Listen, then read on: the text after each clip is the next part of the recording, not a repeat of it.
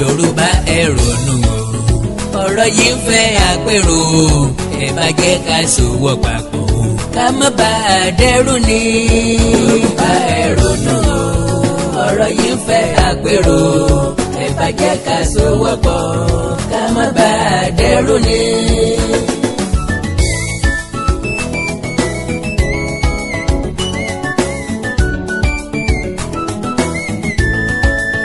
Nàìjíríà ti tàn o ìjì orí táìmù là ń lò ẹni tó bá tanra rẹ̀ lóko Fúlàní ti gbọ̀n wáyọ̀. Yorùbá ẹ ronú o ọ̀rọ̀ yìí ń fẹ́ àpérò ẹ bá jẹ́ ká sowọ́ pọ̀ ká má bà á dẹ́rù ni. Àkàndá alówó ọ̀rọ̀ lẹ́nu bíi tẹ́jọ́. Welcome boy. Ẹgbẹ́ àrùn ní mú gbajúmọ̀ àjẹkò ló. Nígbà tí o sì ń ṣe jẹmọ́. Ẹ̀rìn ni ní mo ní jẹ̀dí. Ìṣòro ni mo ní tọ́ bẹ́ẹ̀. Àìsùn bàbá ló mẹ́yẹ wá jẹ̀gbá. Kò sọ́ta native ni. Ilé òní múná kí baálé ilé ó sùn kàkà. Sọ́fẹ́ kú ni. Mo kí gbogbo ọmọ Yorùbá lápapọ̀. Ẹ kú ojú ọjọ́ yìí. Ẹranko tí òjú bà ní kàgbákò ọdẹ. Irú ẹ̀ ní wọ́ta. Ẹyẹ tí òjú bà ní kàgbákò òkò. Ó jábọ́lẹ̀. Ìrìn ẹja tí òjú bà. Àgbákò ògèrè ni wọ́n máa ń ṣe. Ó dorí ibùdó. Mo kí gbogbo yín délé alára. Mo délé ajérò. Ọdún kí ẹnu. Mo délé ọwọ́ àràgún délé oníkòyí. Àmọ́tá èdè. Mo kí gbogbo yín lọ́fà. Ìpọ́lọ́jà Mo mẹ́ẹ̀ẹ́dẹ́gbẹ̀rún. kí wọn láàfin tìmì àgbàlélẹ́dẹ̀. Síbẹ̀ lójú Mo rẹ̀. kí gbogbo ọmọ arómọ láràn. Ìjẹ̀ṣà òṣèré onílẹ̀ obì. Ọmọ lẹ́ni àtẹ́ ìfà. Ẹ̀lẹ́ lòdó ẹ̀gẹ́ o. Ẹ̀lẹ́ o. Àkúrẹ́ olóyè mẹ́kùn. Ẹ̀yin náà lẹ̀. Mo kí wọn lọ́wọ́ mọ́dẹ̀. Akin dáadáa o. Mo kí wọn dáké. Mo kí wọn dókò. Mo kí wọn délé Olúbàdàn. Káàbọ̀. Ìjẹ̀bú alárẹ̀. Nílé ajé òkú. Ọmọ àjàgbálúra. Mo ti rí nù. Ọmọ alágẹmọ òró wọ̀yọ̀wọ̀yọ̀. Ẹ̀lẹ́ lọ́ta odò. Ẹ̀lẹ́ o. Ọmọ ẹrú dẹdẹ wọ́mi. Ọ̀yọ́ ọmọ aláàfin odò pàṣẹ kẹrẹmọdé ọmọ Àtìbà. Ilé ikú nù. Mo kí gbogbo yín nífẹ̀ẹ́ àbùrẹ́. Níbi ojú ti gbé mọ́ gbogbo wa. Orírun gbogbo wa nílé Ifẹ̀ lọ́jọ́kọ́jọ́. Àmúwánu. Ìtì ń já iyín dìsáná. Wàhálà ń bẹ́ẹ̀ lẹ́kọ̀ọ́. Lójú ayé wa tá a lékún. Ẹ̀rí bí ti ń dẹyọ lójú ayé wa. Oníyọlọ́pọ̀. Gbogbo ọgbọ́n tá a ní àlò lọ́dẹ̀gọ̀. Ọgbọ́n ti tán ní ọlọ́pọ̀. Gbogbo àbùdá tá a ní àgbà lọ́dàbò pẹ́ máa wa lọ́wọ́. Ẹgbẹ́ òsín lé lẹ́gbẹ̀ẹ́. Àlọ síwájú. Àlọ sẹ́yìn. Àwa ń fìdí rondiro. Bí igi àdárọ̀ lórí igi. Káàṣà. Gbogbo akékaka inú wa ò tó dún pẹ́kẹ́. Akẹ́kọ̀ọ́ náà. Àtẹ̀wé àti màjẹ̀sẹ́ ní wojú àgbà kí wọ́n sọ̀rọ̀. Àgbà náà kọ̀ wò. Gbogbo ẹni apè lásíwájú ló forí mọ̀ síbì kan. Àwa dàbí òròmọdìẹ tẹ́jọ́ ti pàyà wọn jẹ́. Wọ́n máa ṣe sí odò lónìí. Àmọ́ bí a fẹ́ rìn sí àmì yìí tọ́kàn. Gbogbo ẹni a sì tún ní agbójúgbára gbọ́kànlé. Bísínẹ́sì ni wọ́n fi wá sí. Gbogbo ọba aládé ni òṣè trọ́sì. Odò wa jagun iyán títí kò rẹ́rìn iyán jẹ. Ìsáàsó jagun ọbẹ̀ títí kò jèrè ọbẹ̀. Orí jagun adé títí kò rẹ́rìn ọba jẹ. Gbogbo ibi afojú òpó sí lọ́nà ti kú ọ̀ níbẹ̀. Ṣé bẹ́ẹ̀ ni ó ṣe máa rí lọ? Ẹnì ká ṣe kí lọ́nà àbáyọ. Ṣébélé bá san ni àwọ̀ láti mọ̀. Ojú láì nírú ẹnu láì níyọ̀. Eré ni sóníṣe ni lọ́jọ́. Ẹni ọba ti rá ìka ìyàwó ọdẹ. Ó yẹ kó mà wí pé ìkan láti tóbi jù kan lọ fún ẹran jíjẹ. Ìpẹ̀lẹ́ o. Gbogbo ẹ̀yin ọmọ ṣé Buhari ṣe wàhálà. How market bó o lọ́jà. Bó o lójú ọjọ́ ṣe rí. Gbogbo ẹ̀yin ọmọ next level. Ẹ̀yin nìkan lẹ́ ń dá ìgbádùn next level yín jẹ àbẹ́. Ẹyẹ ọ̀wá sọ fẹ́ yẹ mọ́pọ̀ kò ń bọ̀. Bẹ́ẹ̀ àjọjọ òsì dùn bẹ́ẹ̀ kan ò bá ní. Ẹnìkan ò lè làlàlà kó gbé àáké ọ̀là dání. Kí wọ́n ó ní kílódé. Ó ní káwọn tó kù ọmọ bá là láyé mọ́ni. Lọ́dún 2015 ọmọ gbìyànjú gan o. Oní Buhari nìkan ló lè ṣèjọba kọ́ dáa. Àkọ́kọ́ oní yóò gbógun ti wà ìbàjẹ́. Yóò gbé pẹtrólù padà sí 45 naira. Kẹrosíìnì ó padà sí 50 naira. Bẹ̀tì ìfásitì ní kéésì 145 naira là ń ra lítà pẹtrólù. 280 naira ní lítà kẹrosíìnì kan. Gbogbo ń tọ́gbà ló fún ní tòótọ́ o. Oní Buhari ni mẹ̀sáyà. Ọdún karùn-ún ìjọba òun mà ti ń pé lọ. Kí ni àǹfààní tó ti rí jẹ? Àbí ṣe ni Buhari ṣẹ̀ṣẹ̀ mẹ́yẹ bọ̀ lápò. Mo ní ṣé ká má ṣe pìrìdéètì bọ́yá pupa. Dúdú àbí funfun ni. Òríjínà òpònú ni ọ́. Ọmọ rẹ̀ wò sẹ́yìn sí 2015. Báwo ni nǹkan ṣe wà ní táìmù yẹn? Èló ni wọ́n ń ta ráìsì, èló ni wọ́n ń tepo. Èló ni wọ́n ń tòróró, èló ni wọ́n ń ta tọ́kí. Èló ni wọ́n ń ta bọ́ gàrí lásán. Ṣé bó ṣe lé koko lónìí? Ló lè kankan nígbà yẹn. Ojú fọ́, etí di, àgbẹ̀ ìsàlẹ̀ tó ya dé pàkọ́. Lóye tí agọ̀ rẹ̀ ti mú wa pàdánù láti 2015. Wo àkùdé tí títí ṣé wàhálà rẹ ti mú bá wa. ó ti sọ síbàjò di korofo. ọ̀rẹ́ ligéètì ẹ̀ sí trader money lásán. ó use ẹ̀ ọ́ dọ̀m̀pù ẹ̀. bàbá di use the toilet campaign. gbogbo amúgbálẹ́gbẹ̀ẹ́ rẹ̀ ni Buhari ti dá dúró. Abba Kyari ní gba ojúṣe igbákejì ààrẹ ṣe. ọ̀wà relevant mọ́lágbó òṣèlú. wọ́n ń gbìyànjú àti yọ kúrò nípò. ń bo lẹ́yìn àgbààgbà Yorùbá wà gan. ẹ̀sìn wo ọmọ wa ti ń ṣẹ̀sìn ẹ̀ pé kọ́ máa bọ̀ nílé. ǹjẹ́ ara àwọn àgbàgede ńlẹ̀ yìí ké sí. ta làgbà tí Yorùbá ń tẹ̀lé lẹ́yìn. ṣé dandan ni ká lè kó síwájú ká tó dìde ni. ta ní ìjà fún ẹ̀yàn ọ̀la ìran Yorùbá náà. irú àgbà wo lọ́mọ tí ń dùn wá lọ́kàn. àgbà wo ló rò ó pé wọ́n yàn wá jẹ. ta la ní tó lè gbèjà wa. then ibo làwọn àgbà wọ̀nyí wà. ṣé Fúlàní fi ń gbá wa lójú. ibo làwọn àgbà yẹ̀yẹ́ wọ̀nyí wà. ṣé Fúlàní fi ń yàn wá mẹ́bọ. ìran Yorùbá ti dé ìkórìtà mẹ́ta tí dààmú àlejò. àkàndá kásù tọ́ka dàbà ó fò. yẹmẹyẹmẹ gbẹ́kẹ̀rẹ́. ẹkùn olókèrè wé jẹ́rọ. ọ̀tọ́ bọlé famẹyọ. ọ̀rọ̀ ń kọ yànmọ̀yànmọ́ fẹ́ sọ̀rọ̀. torí òní kọ́. torí ẹ̀yàn la wa ni. mo ti gbé Yorùbá síwá sẹ́yìn mo ṣàṣàrò lórí ẹ̀. mo wúlẹ̀ ngọ̀rá síwájú. ẹ̀tàn ìdánidúró ìfàkókò ẹni ṣòfò. ńlá ṣẹ̀ṣẹ̀ wá síwájú kiri. kò sẹ́ni tó gbójúgbóyà tó lè léde wa. ìṣòro bẹ̀sì tó wá ní pé Yorùbá ò lè panupọ̀ láéláé. bẹ́ẹ̀ sì ni Yorùbá ò lè rìn lọ́nà kan. èpè kọ́ ìgún àólẹ̀sì kọ́ rárá. ẹnu Yorùbá ọ̀kàn ní kò títí tá yóò fi dọ̀run ní. ìdí ni pé àwa gan lọ tara wa. ìkùnní gbẹ̀dẹ̀ àdá. ìran Yorùbá náà ní ṣera wọn. ìran Yorùbá ní tú àṣírí ara wọn fẹ̀dí ara wọn síta. ìran Yorùbá ní lẹ̀dí àpòpọ̀ tàrán tí ò lẹ́rú. kì í ṣe pé Yorùbá ò lágbà. kò sí àgbà tó fẹ́ràn wa ni. àríjẹ ní dé ìdàrú lọ́pọ̀ nínú àgbà tá a ní. ọ̀rọ̀ ilẹ̀ Yorùbá ń fẹ́ àpérò gidi. àti tutù jù àti dákẹ́ jù. wọ́n ń tojú wá yàn wá mẹ́bọ. àwọn àgbà Yorùbá ò sì wé nǹkan kan. kàkà kí ń dọ̀bálẹ̀ fún Fúlàní máa kúkúkú. kì í ṣòwe àsìkò yìí jáde. òwe sẹ́ńtúrì wo nìyẹn kẹ́. because dojúmọ́ là ń dọ̀bálẹ̀ fún Fúlàní. ẹ̀rín tẹ̀rín ti dùnú. ńlá fi ń dìde gbọ́nra nù. nítorí ń tá jẹ àtòrí ń tá fẹ́ jẹ abantá fẹ́ jẹ́jẹ́. owó òsì ló sì tún máa jáde lẹ́nu wa. ìyá pé wèrè lọ́kọ ìyàwó kó lè járí mú mẹ́. ká dọ̀bálẹ̀ fárárá òpẹ́ àmọ́ga. Yorùbá ti ta ogún ègbè wọn fárá òkè ọya. sọ̀gúnsọ̀gún là ń tẹ̀lé wọn bí àgùntàn. agbóúnjẹ wa fún Fúlàní torí ọ̀kánjọ́. àtàrà ilé wa lọ́pọ̀ nítorí àtẹnujẹ. èrò ọkàn tiwa ni pé wọ́n gọ̀. àmọ́ wípé wọ́n gbọ́ jù wá lọ. wọ́n sì mọ òṣèlú ṣe jù wá lọ. àkàndá mo wá ní. sáwọn àgbà yẹ̀yẹ́ wọ̀nyí ò sí láyé ni. irú àwọn òpònú yóò ti wo lọ́wọ́ ní generation yìí náà. àwọn òpònú ọmọ tí ò ṣe é fi lẹ́fẹ̀yìn lẹ̀ fún. wọ́n ń pẹ́ dẹ̀dẹ̀rin ní. ó gbé Air Force Hospital sí Daura. ó gbé Federal Polytechnic sí Daura. Federal Medical Center. ó mú òfin ẹ̀kú ní Katsina. ó gbé lọ sí Daura. Nigerian Army Base. NDE Skills Acquisition Center. ó gbé lọ sí Daura. now University of Transportation. 18 billion naira lọ́yà sọ́tọ̀ fún. wọ́n ti inaugurate ẹ̀ already. lọ́jọ́ kejì oṣù kejìlá ọdún tá a wà yìí.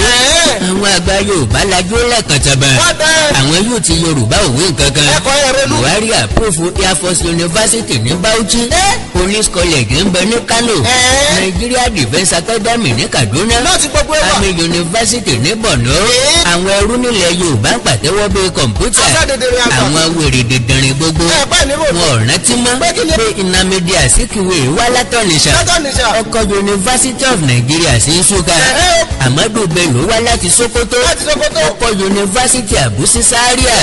Awólọ́wọ̀ wá láti Èkánná. ọkọ̀ University of Ifẹ̀ sí Ilé-Ifẹ̀. èyí tó padà wá di Ọbáfẹ́mi Awólọ́wọ̀ University. Goodluck Ebele Jonathan. ọkọ̀ University mẹ́sàn-án sí North. mẹ́ta péré lọ́kọ́ sí South. Buhari fẹ́ kọ́ University mẹ́ta. ó gbé mẹ́tẹ̀ẹ̀ta sókè ọya. ìyàtọ̀ nìyí láàrin ẹni tó fẹ́ ṣèlú àtẹni tó fẹ́ ṣèjọba àdúgbò ti ẹnìkan. we are under Fulani caliphate. àwọn àgbààgbà Yorùbá ò dún péké. àwọn yóò ti Yorùbá òwe nǹkankan. Ahmed Lawan olórí ilé ìgbìmọ̀ asòfin àgbà ó sọ̀rọ̀ ó ní gbogbo tí Buhari bá ti gbé wá èlò ńgọ́ máa fọwọ́ sí.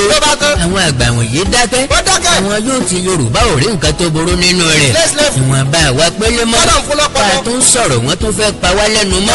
ilé ìgbìmọ̀ asòfin ọ̀páàsì anti-corruption bill kò sí free education bill kò sí welfare bill kò sí free health bill wọn ọ̀páàsì job seeker allowance bill kò sí old age pensioner support bill kò sí death penalty fún treasury looter kò sí death penalty fáwọn asòfin tó pàdé bọ́jẹ̀tì kò sí death penalty fáwọn gómìnà àti olóṣèlú tó jíwó wa kó jẹ kò sí death penalty fún Boko Haram tí ń pa kúkúrú pa gígùn kò sí death penalty fún Fúlàní ajínigbé tí ń terrorize ìlú káàkiri wọ́n wá fi death penalty sí 8 page wọ́n ti pàṣẹ béèlì ọ̀hún fún second reading bákan náà láti social media bill àwọn àgbààgbà Yorùbá sì dákẹ́ fẹ́m àwọn yóò ti Yorùbá òwe nǹkankan ògèdè aláìnírònú gbogbo Buhari rìlíìsì náírà 83 Boko Haram terrorist wọ́n ti kọ́kọ́ rìlíìsì 157 kan another 95 kan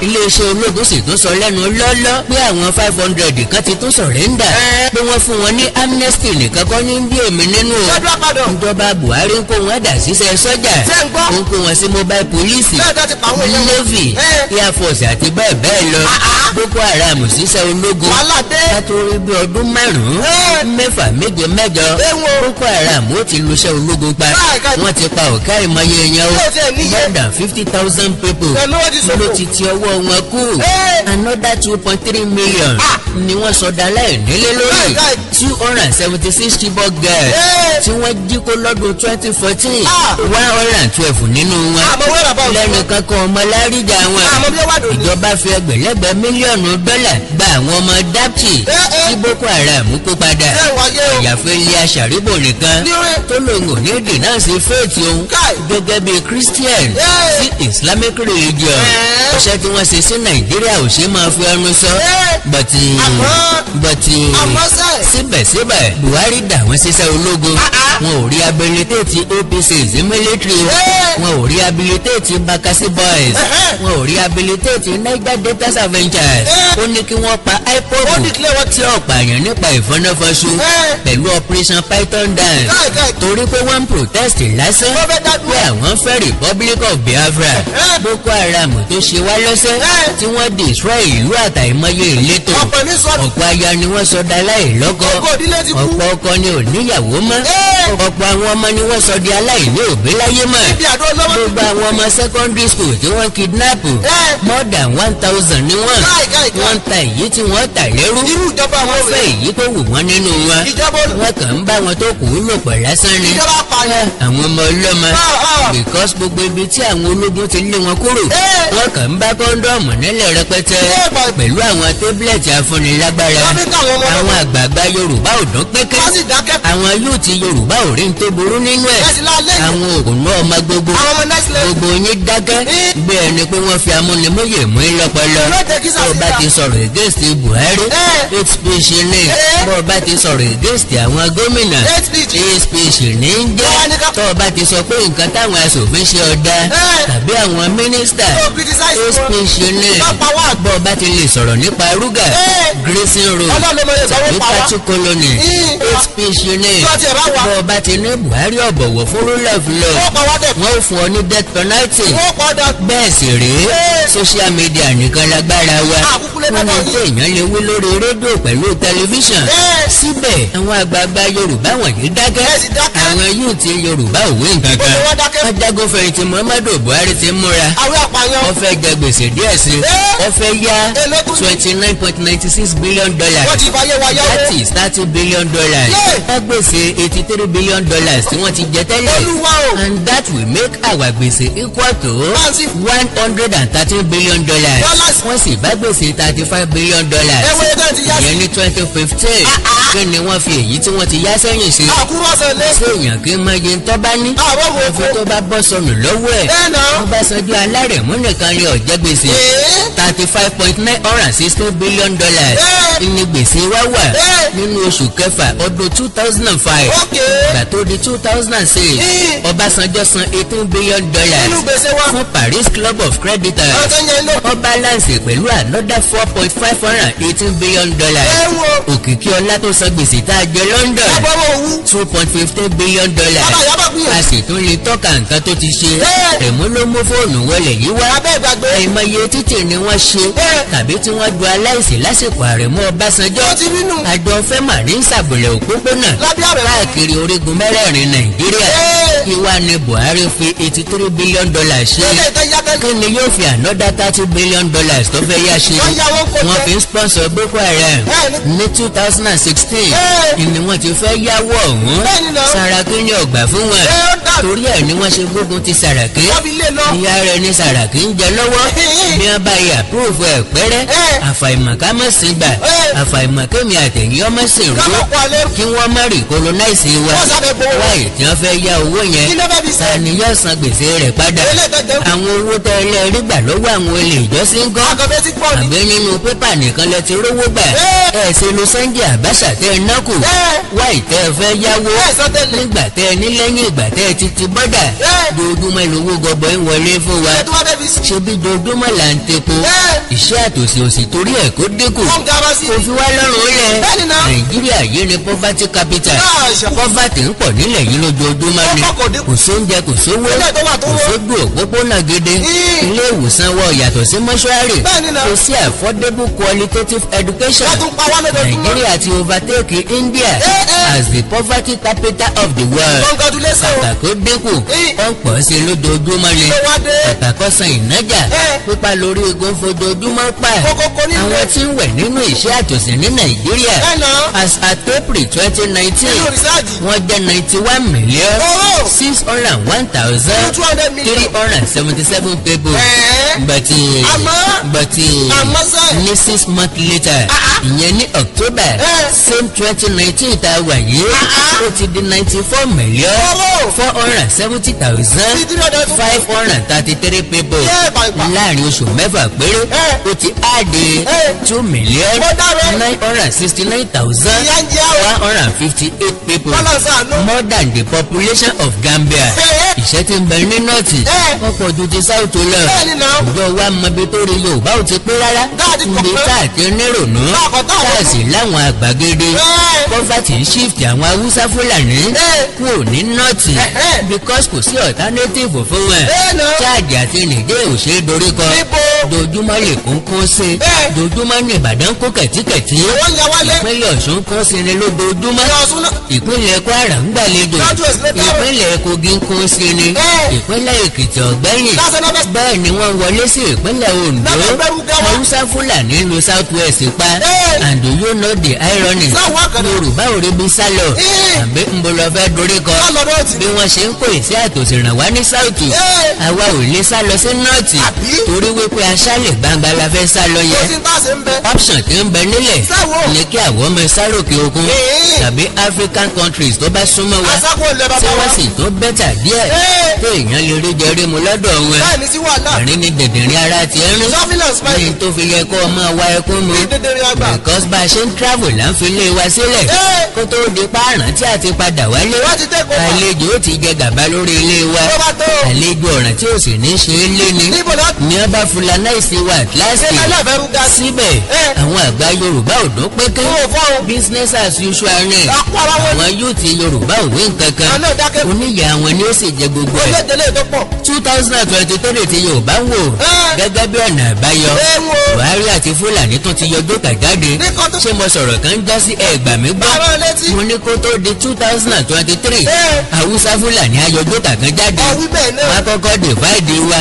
Àwọn tó máa gbé àpótí nílẹ̀ Yorùbá yọ̀ pọ̀. Lẹ́yìn ẹ̀ ni wọ́n fààyàn kalẹ̀ lókè ọya. Irrespective of political party. Mo sì trust wọn pé gbogbo wọn ló máa support ẹ̀. ẹ̀yin ọgbọ́n tí àríwá sọ ni will vote for only northern candidate irrespective of political party.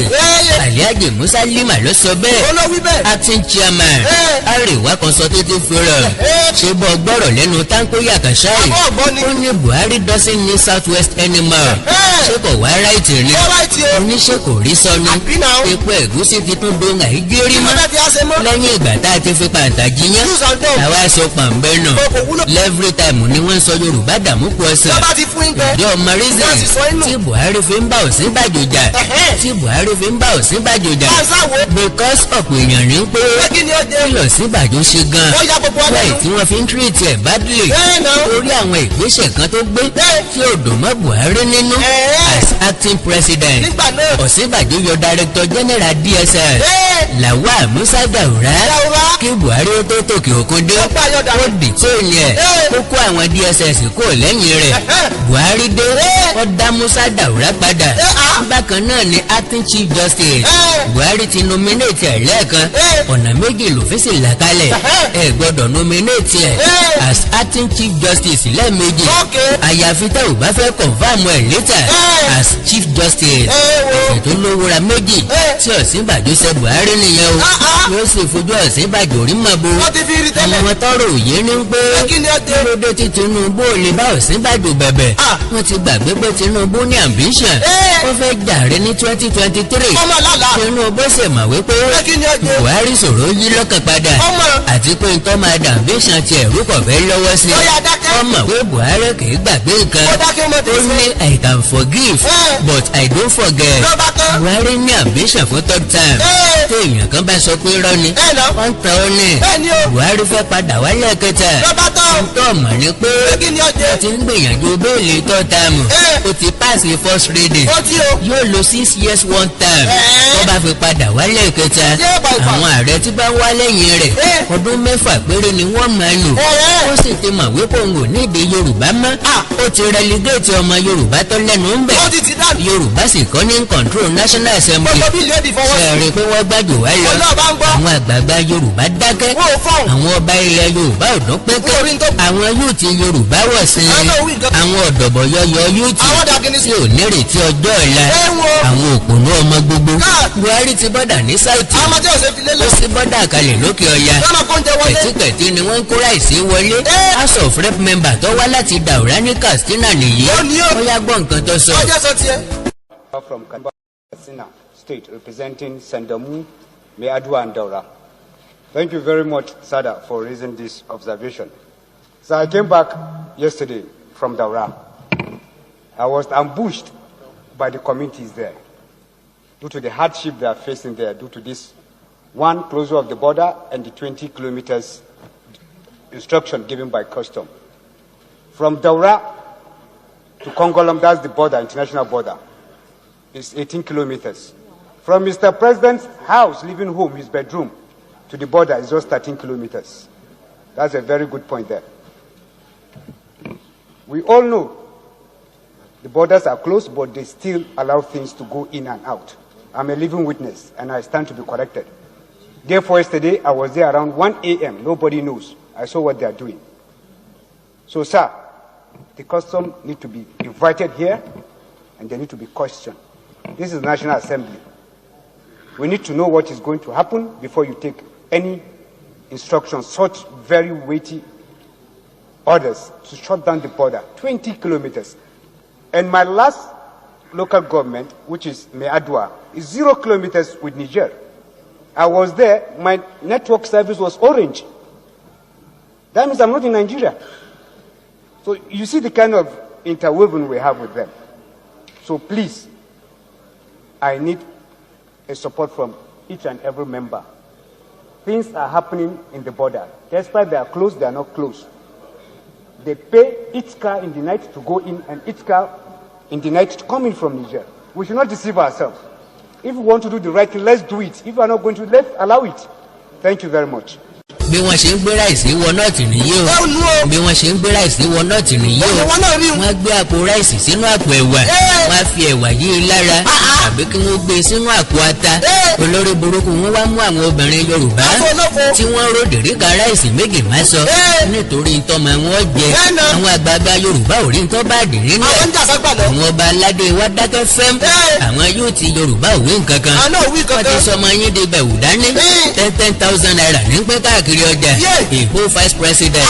kó tó ti ń pariwo use the toilet. níbo ni ò ní fọ tọ́lẹ̀tì ọ̀hún gan.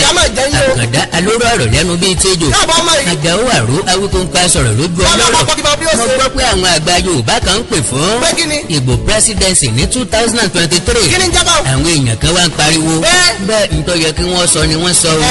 àwọn rò wípé kò tí àwọn ní lọ́kàn ní pé apárò kan ọ̀gájú kan lọ. Yorùbá ti jẹ́ kí yíbò náà ọjẹ́.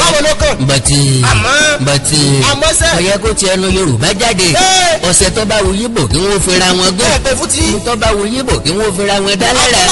òkú tí kì í ṣe tẹni ọjọ́ tó fọ. àbí kàn mí dàbí òkú ìyá àdèlé. bí yíbò jẹ pírẹsidẹ̀ntì ní 2023.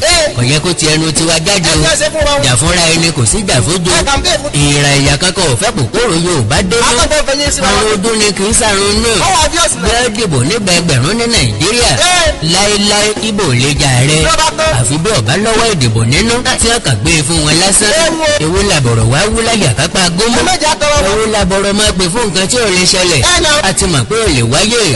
mẹ́wàá àwọn àgbààgbà Yorùbá nìṣòro wa. àwọn àkókò òbí sànsẹ́rà dáradà. àwọn àgbà òsì àkókò òjòyè gbogbo. àwọn olórí burúkú àgbàyà tí ń fọjọ́ ọ̀la ti wá tayò. ẹ̀ ní jèrè tọmọtọmọ. bẹ́ẹ̀ ṣe rójú ọ̀nà ńlẹ̀. bẹ́ẹ̀ kàn ń kọrí wa sí gbófò nọ́tì. torí pé ẹ̀jẹ̀ tí yóò bá ń tẹ́ ẹ fẹ́ jẹ́jẹ́. Ọlọ́run ó fìyà jẹ tọmọtọmọ. gbogbo yín ti mọ̀ wípé Fúlàní ò lè fún wa ní regional government. bá a tàkìtì forí sọlẹ̀. Fúlàní ò ní fẹ́ kágbára ó kò ní náà ti. the only solution ni ìyapa. kẹmọ lọlẹ́mọ káfí ó lọ láfẹ̀. ọlọ́mọ gbọ́mọ ìyá ẹ̀. oníkálukú dókòó lé bàbá rẹ̀. ká lo 10,000 years kọ̀ gẹ́gẹ́ bí Nàìjíríà. kò lè mú èso rere jáde. àwọn ọ̀jọ̀gbọ́n Yorùbá lọ́mọ ìyé. àwọn àgbààgbà Yorùbá mọ̀ wípé kò sí solution méjì. àwọn ọba aládé wa mọ̀ wípé tá a bá fẹ́ ṣerú mọ́. a nílò Odùduwà republic. àwọn ọ̀dọ́ Yorùbá nìkan ní sàsópéye. èyí tó ní làákàyè nínú wọn ò tó nǹkan. gbogbo wọn pátá gbà ni wọ́n ponú délẹ̀. bí wọ́n bá ti róúnjẹ jẹ wọ́n gbà pé ìṣòro tán. wọn ò láròjinlẹ̀ pé ayé àwọn ń lọ díẹ̀díẹ̀. Odùduwà nation nílé ìfọ̀kànbalẹ̀. Odùduwà nation ní ọrọ̀ ajé gidi. Odùduwà republic nìkan láti lè fẹ̀dọ̀ lórí òróǹro. Odùduwà nation láti lè bọ́ lọ́wọ́ ìṣẹ́ àtòsí tó mú wá lọ́rùn dọ́dọ́dọ́. Odùduwà republic ni làwọn ọ̀dọ́ tó kàwé ti lè ríṣẹ́ sí 1,000 years pẹ̀lú Nàìjíríà. asán lórí asán òfò lórí òfò ni ọ bẹ̀tì pẹ̀lú Odùduwà nation Yorùbá ní àkóso lórí ilẹ̀ rẹ̀, àkóso lórí ọrọ̀ ajé ẹ̀, àkóso lórí nǹkan àlùmọ́nì tí ń bẹ nílẹ̀ Yorùbá. a máa ní àkóso lórí ọmọ ogun wa, àkóso lórí agbófinró tiwa, àkóso lórí bọ́dà, àkóso lórí airport àti seaport. kìkìdá ọmọ Yorùbá ni yóò máa wà ní custom, immigration, NDLEA, police force, air force, mobile police, civil defence, navy àti bàbá ẹ̀ lọ. gbogbo Yorùbá ló yẹ kó support Odùduwà nation. àjò olédùn kó nílé ọmọ rere, ojúdẹrẹ ò ní pẹ́ ládùn títí kọ́ mẹ́rẹ̀ wò. tẹnitẹni èkìsà ló láti, ẹlẹ́nu rírùn ló làmọ̀ yá ẹ̀. oníṣòúnjẹsọ ẹ̀ lọ́sẹ̀nu yankanyankan, àti ṣu àtẹnuṣe bó ló ní ikẹ́ ẹ̀. ń bọ̀ sí bọ́sì, àjò èyí ò tiẹ̀ wá dùn. àjọṣepọ̀ tọkàn bí ìbòrin, every time là ń wèsì ọdún mẹ́rin ilẹ̀ ń ṣú ilẹ̀ ń mọ́. omi àti wọ́n ń dàgbà sí lójoojúmọ́. bá a gbádùn ọlọ́jọ́ ń tajọ́ rẹ̀. akíkanjú ni Yínká Odùmákin, ìyẹn Fẹ́mi Fani-Káyọ̀dé òṣèré kókéré, Professor Wọlé Ṣóyínká Ọ̀dákẹ́, Gani Adams ń gbìyànjú, Ọbásanjọ́ ń kópa tiẹ̀ gẹ́gẹ́ bí àgbàlagbà, Olórogún Adébánjọ́ ń gbìyànjú agbára tiẹ̀, Aṣíwájú Olúmáyọ̀bá ògbẹ́yìn, ọmọ Ọbalóyè Àdìmúlà ń gbìyànjú púpọ̀, Fáṣọ̀ràn tí ó sinmi, bàbá wa Ayọ̀ Adébánjọ́ òye ké tantan, bọ̀tì bọ̀tì Àmọ́ ṣe. ó dunni ó sì pààyàn lẹ́kọ́ Ó dún ní yẹ̀yẹ̀. pé ariwo wọn ò sùn sọ́nà kan Gbogbo ẹ̀ náà. I'm very very sorry Pé kí ni? èròǹgbà wọn pín yẹlẹyẹlẹ ní Káì, káì. meanwhile Pé kí ni? Yorùbá ni gbogbo wọn ń jà fún Bẹ́ẹ̀ ni náà. wọ́n fi kí Yorùbá má ṣòro wọn Ẹ́. ọ̀pọ̀ ń dákẹ́ lásìkò tó yẹ kí wọ́n sọ̀rọ̀ Ọ̀pọ̀ wọn ò sọ̀rọ̀. ọ̀pọ̀ ò react lásìkò tó yẹ kí wọ́n react Ẹ́ náà. ọ̀pọ̀ ò react pẹ̀lú action Ẹnu lásán. ariwo lásán la kàn ń pa lójoojúmọ́ kiri Jàjàkàrà. bóyá wọ́n ń bẹ̀rù ikú ni Ó fẹ́ kú. wọ́n ń bẹ̀rù kí wọ́n má gbé àwọn òótọ́ sí ni Wọ́n fẹ́ kú. the fear of Buhari Ẹ́. and DSS Is the root of- is the beginning of wisdom Yes, sir. but Àmọ́ ṣe. gbàmígbàmí ò yàgbà Ẹ́. ẹranko búburú ń lé mi bọ̀ yọdẹ Ikú wo ni ó padà? bẹ́ẹ̀ni àgbà wọ̀nyí bá fẹ́ ràn wá lọ́wọ́ Ọ̀rọ̀ ní bá polówó ẹ ẹ̀. bá wa wí fún Nàìjíríà Pé kí ni? bá a fẹ́ kó lára wọn Ẹ ká dé adájọ́. ẹ sọ fún wọn pa àṣẹ mọ́ Ó tó gẹ́. kì í ṣe tógun tìjà kọ́ rárá Àbáyọ̀ jà. ìgbéyàwó tí ọba ti sáyọ̀ nínú ẹ̀ Látúkà nínà. kákó nínú ẹ̀ ní Ló bá tó. kákó nínú ẹ̀ ní Ló bá tó. ẹ bá wa kọ lẹ́tà sí àjọ United Nations Ẹ́. ẹ kọ lẹ́tà sí orílẹ̀-èdè Amẹ́ríkà Ká dìde ìrànlọ́wọ́. ẹ kọ lẹ́tà sí ECOWAS Ẹ́. ẹ kọ lẹ́tà sí Queen Elizabeth Ẹ́ náà. kí Queen Elizabeth Ẹ́. kí wọ́n wá tún nǹkan tí wọ́n so papọ̀ Lọ́wọ́ yàwá o. pátì kúkú kọ́ lè yan fi sọ̀rẹ́ o Bẹ́ẹ̀ni. bá a bá bẹ́ẹ̀gùn ilé bàbá ẹni fọ́dún méje tí ò gbé ni Irú ẹgbẹ́ òṣìwò. a fúnlẹ̀ awo sàmì ìbọn ni Ẹ káwọ́ ẹ̀rẹ̀ dànù. eégún tó dún fógún ọdún Ẹ́. tí ò rówó mú wálé tí ò sì tún lérò lẹ́yìn Ẹgbẹ́ yóò wúlò. lọ́tọ́ ká parọ́ eégún bẹ́ẹ̀ tí ká gbé gàlẹ́dẹ́ lárugẹ Ẹ wá sọ mí ṣe. ẹ̀wà Yorùbá ò kó òun òkú kòkò Ẹ́ náà. Fúlàní tó jókòó sí di apẹni ọ̀dánu dúró Ẹ yẹ ẹ lẹ́- àwọn ọmọbìnrin Yorùbá ti di aṣẹ́wó tán Káì. káàkiri ìlú òkè òkun Káì, káì, káì, káì. Italy ni Ẹ́. France ni Ẹ́. Belgium Africa kan- Libya àti bẹ́ẹ̀ bẹ́ẹ̀ lọ Wọ́n pọ̀ ń bẹ́ẹ̀. àkàndá ni mo ṣe ní Pé kí ni ó jẹ́? àti tó ní kọ́ mo ń mọ́là Ẹ́. ìgbẹ̀yìn òkú ẹ̀ ni ò ní dá Ẹni rẹ̀ dé ní o òní. because bàbá tó ta àgbàdo rẹ́rìn-ín Ó bẹ yí kẹ́. ọmọ ẹ̀ náà dákọ̀ tí ó sunkún Tí ó sunkún gidi. gbogbo Yorùbá lè mí ní ẹrù fún ní pọ̀pá sí Ẹ́. pé ká ronú ká má bàa ṣẹrú kayẹ́ Ká má bàa sọnù. bẹ́ẹ̀ bá fẹ́ ẹ gbọ́ Ẹ́. gbówó yẹ má mú lò Àkúlà kò tẹ̀tẹ̀. èrò tètè dé èrò jáyẹ̀ ó gbọ̀n Ṣebí torí èrò. èrò là ń wí fẹ́rò Ẹ́ náà. ẹnìkan ò ní gòkè kọ́mẹ́sọ̀ Ó di dandan. àkàndá ń ó kéde ọ̀rọ̀ mi bá Eléyìí náà tó. ẹ láìkí péèdì mi lórí Facebook Lórí Facebook. àkàndá ọ̀rọ̀ Àwíkóńkó Àwíkóńkó. ẹ subscribe sí YouTube channel mi Bá a ti mọ̀ ṣe. àkàndá ọ̀rọ̀ Ẹ̀hẹ́. Àwíkóńkó Àwíkóńkó. ẹwà èdè Yorùbá TV Ẹ̀lákàdá. akọ́mọlédè Yorùbá TV Kẹ́ẹ̀mọ́ ká ìdè yín. ìkórìtà kò yé mi Ká tó tọ́